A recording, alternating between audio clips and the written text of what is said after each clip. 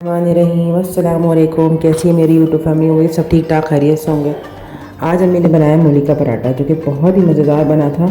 तो आइए शुरू करते हैं कैसे बनेगा। यहाँ मैंने मूली ले ली है। ये मैं पूरी मूली इस्तेमाल नहीं करूँगी, मैं बस आधी मूली इस्तेमाल करूँगी क्योंकि मुझे इससे सिर्फ जो है वो दो ही पराठे बनाने हैं। और यहाँ इसकी सब्ज़ी हम बनाएंगे बाद में, जब मैं इसकी वीडियो ज़रूर अपलोड करूँगी। इन पत्तों को हम फेंकेंगे नहीं। और सबसे पहले जो है वो मूली को लेके मैंने जो है इसको मैंने ग्रेट कर लिया था। और मूली को ग्रेट करने के बाद यहाँ पे इसका पानी जो है वो निकाल लिया था। इसके अंदर तमाम चीज़ें हम ऐड करेंगे। इसके अंदर जाएगा एक छोटी डली प्याज ऐड की जाएगी। इसके अंदर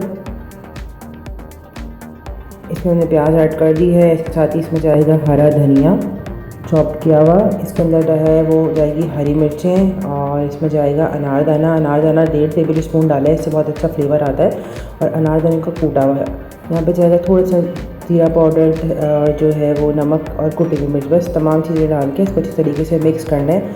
लेकिन हमें इसको रखना नहीं है, ठीक है। ये हमें फ़ौरन इस्तेमाल करना है। तो इसीलिए जो है तमाम चीज़ें मिक्स करनी थी हमने पहले ही। और आटा जो है वो पहले से गूंद के रखा था ताकि तमाम चीज़ें मूली में ऐड हो जाए तो फ़ौरन हम जो इसकी रोटी बना लें।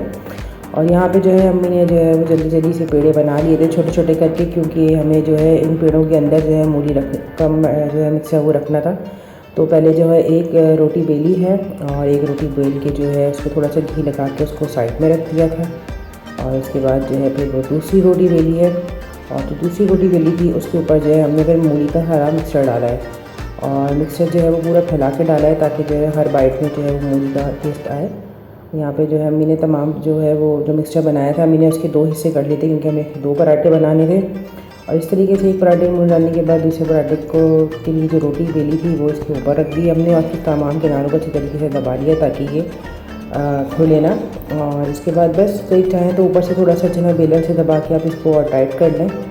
और जो है वो तवा पहले ही गर्म कर लिया था, उसके ऊपर थोड़ा सा घी लगा लिया था ताकि ये नीचे चिपके ना रोटी।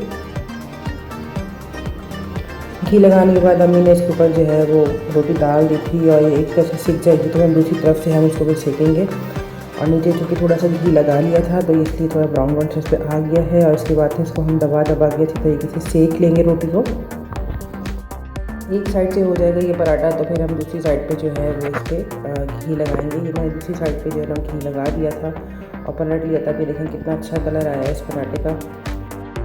इसके साथ ही जो है वो दूसरा पराठा भी जो है हमने बना लिया था, जिस पर हम घी लगा रहे हैं। यहाँ पे हमने 2 जो है वो पराठे बनाए, आधी मूली से और बाकी आधी मूली हमने रखी थी कि वो बाद में हम चलते बैठे खाते रहते हैं क्योंकि बहुत मज़ेदार होती है मूली। और बस ये भी अब तकरीबन तैयार हो गया था मूली का पराठा। ये बहुत ही मज़ेदार बना था।